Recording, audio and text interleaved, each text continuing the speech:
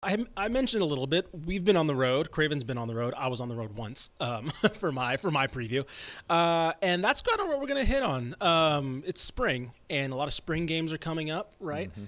And Craven put out a piece. We were kind of talking in the office yesterday, me, Craven, and Greg Powers, our recruiting coordinator, about just in general, just about spring, and just kind of we were just talking about content in general, just writing, and kind of just kind of how. It's still the first couple months of having a college staff. Mm-hmm. And so we were kind of having a makeshift workshop. And Craven kind of just talked about spring camp and kind of how, in particular, Houston, just how spring has changed in general with the transfer portal.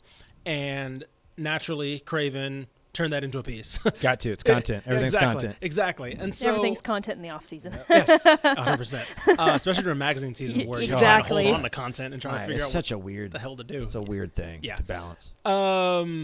So I would say that let's start with that. Craven has a new piece up on TexasFootball.com, how the transfer portal has altered college football. And again, it hints on Houston because that was kind of the example he kind of gravitated from, but you have quotes from other people in other places around the state. Yep.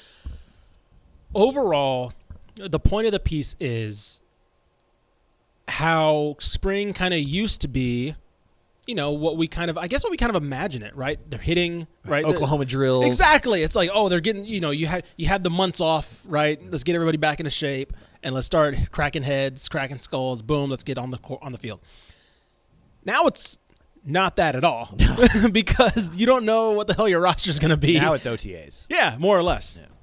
Yeah. So I think what's happening to colleges around, and I just use Houston because they seem like the most obvious example, but this is something I've talked to multiple coaches about. You always lose the guys graduating and running out of eligibility, and that's around 15 to 20 to 25 guys a year. Sure. So you're going to go into spring with 65 scholarship players on your roster.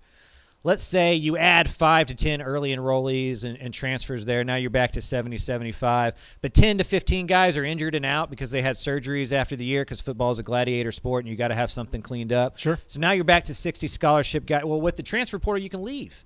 So if you have 10 guys leaving the transfer portal, you're down to 45, 50 dudes to go through spring ball. Yeah. 5 or 6 are going to get nicked up early. Now you're down to 30, 35 scholarship players trying to go through. You just can't do it, especially up front on the offensive line, defensive line. When Steve Sarkisian first got to Texas, he couldn't have a spring game because they didn't have enough offensive linemen to make 2 teams. And so at places like Houston where they have 5 open spots for offensive linemen this cycle, I'm not talking about in 2024, I'm like this summer, they can sign up to 5 offensive linemen. You're just not going to have traditional spring games that you used to have because you don't have the roster continuity that you used to have. And it's forcing colleges to get creative, and they have to understand that they're going through spring ball without starters on that field. Yeah. It used to be the only guys you were going to add between spring and the start of fall were true freshmen that probably weren't going to play much anyway. But now you're going to add 5 guys over the summer, maybe even more at a place like Houston, that's going to start. You're going to need to play real snaps for you.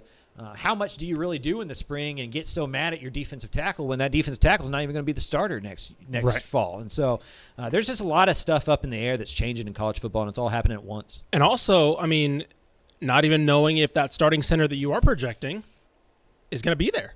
Right. So, for example, Texas A&M today, Matthew Wyckoff, all freshman selection SEC center. He just announced he's transferring. Yeah. And so it's like, welcome back, Bryce Foster. Yeah, exactly. But it's like, there's a guy that you'd presume would be either starting or very least on the 2 deep.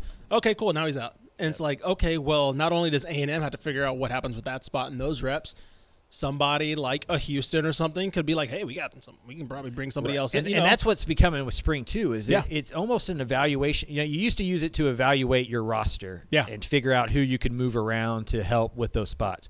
Now you're evaluating that roster in terms of where do we need to go sign a guy.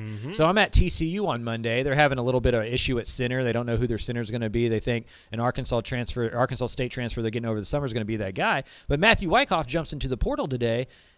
And you go, well, I was just at TCU. They need a center. One's in the portal. So if you're Sonny Dykes in that group, you could sit there and go, well, okay, now we can go fix that problem. We don't need to move a guard over. We can go get a real center who's played SEC football. And so your roster, it's good and bad. Yeah. Your roster isn't set, so you don't know exactly who you're going to have. But also, your roster isn't set, so you can go make it better. And I guess from our perspective, right? Because obviously we need stuff to talk about. Media, I mean, collective we, royal we need stuff to talk about in the spring. And it was always, more or less, spring was always just the chance to really get a good preview and a good snapshot of what you're going to get in the fall. And for some teams, right, let's say Texas, sure, that's probably most of what you're going to get in the fall. But how much from our perspective can we look at spring, especially for, let's say, us at Dave Campbell's who puts together a magazine? How much can we look at spring and actually say, well, this is probably what we're going to see? Or is it more of like this is I think this is what we're going to see? Yeah. I mean, Dana Holgerson flat out told me, I'll tell you what my team looks like on June 1st because I don't know.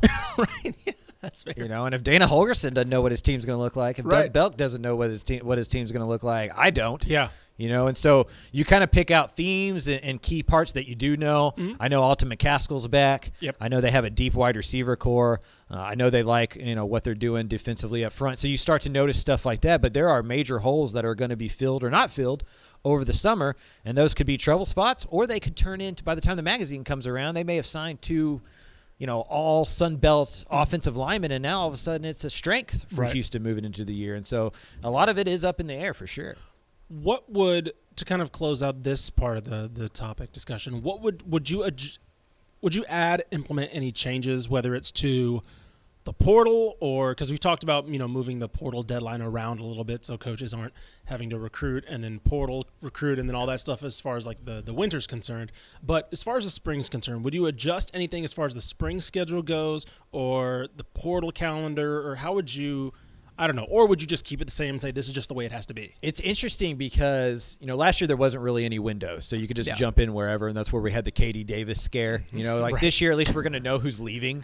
That's always going to scar us. Oh, man. It's like that was the worst. I mean, Quinn Ewers talk decommitting. About heart dry. The Quinn Ewers 100% committed headline. And then Katie Davis. Those are your two. Those are my two. Those are my two. Career this. Humble yourself, sir. But luckily he came back. But we're at least this year know who's going to be on campus. We may not know who's coming into campus, but we know who's exiting campus. So there won't be as much of that. So we'll know more of that. But yeah, I don't know what you can change because you have to give these kids enough time to move around. But the other thing that's weird is the portal opens on the 15th. Yeah. And I mean, as Matthew Wyckoff proved, you can just jump into the portal, right? What does it really mean? But it opens officially on the 15th. And so now coaches are also having the conversation of when do we do our spring game? Do we want to get done early to where we can, for Houston, for example? Sure. I was like, why is your spring game April 7th? Why? That's so early. That's very early. And he goes, well, I want to have exit interviews with every single player on my team to know who's going to go into the portal and who's not, so we know who to go look for and who not to go look for. That's smart. If we don't get in, if we don't into the 22nd or even he goes, if we end on the 14th, well, we could have the spring game the 14th, and I wake up the 15th, and I got 7 guys in the portal that I didn't even know were going in the portal. At least this gives me an idea of when those are going to go. And then you talk to some coaches who are having it on the 22nd, and they're like, well, the portal opens on the 15th. I want my guys to be practicing when the portal opens. I want them engaged. Yeah. I don't want them to have time to go talk to this coach and that coach. They got football practice. Right. I don't know how much that's really going to help. I think that's coaches just being coaches. Throwing stuff at the wall. Matthew Wyckoff, again, jumped in the portal today. They're in the middle of the spring. North Texas lost their best defensive end 3 days ago, in the portal. And so it's going to happen, but it's just interesting to me how many changes are happening in college football that these coaches – they don't really know what the best practice is. They're all figuring it out on the fly, and they all have their own ideas, and maybe in a couple years one will be proven true, and that's how everybody will get again. But to me, one of the more interesting things about this spring is just how the varying opinions on what to do in April. Yeah, I think that the portal is still very much – this as far as the NCAA is concerned, because there's really no big guidance or they haven't had that – big structural, here's what the portal is as far as calendar and all this stuff. Coaches are obviously having to adjust. Yeah. And until that happens, right? Because again, we talked about the winter and how the portal affects signing day, and there needs to be some type of adjustment in there because there's just no downtime or even time. I don't want to say time off is the wrong phrase, but you're constantly trying to recruit your team to stay other guys to fill needs while also trying to sign a high school class, so there does need to be like a kind of an overhaul restructuring of just the portal specifically. Because right now everybody's like, yeah, signing day. It's just there. And then it's kind of just up in the air. Sonny Dykes said that they recruited 40 of the 52 weekends last year. Oh my God. Jeez. That's just so much. We were in Phoenix and then the next week in LA. Yeah. And they had recruits on campus.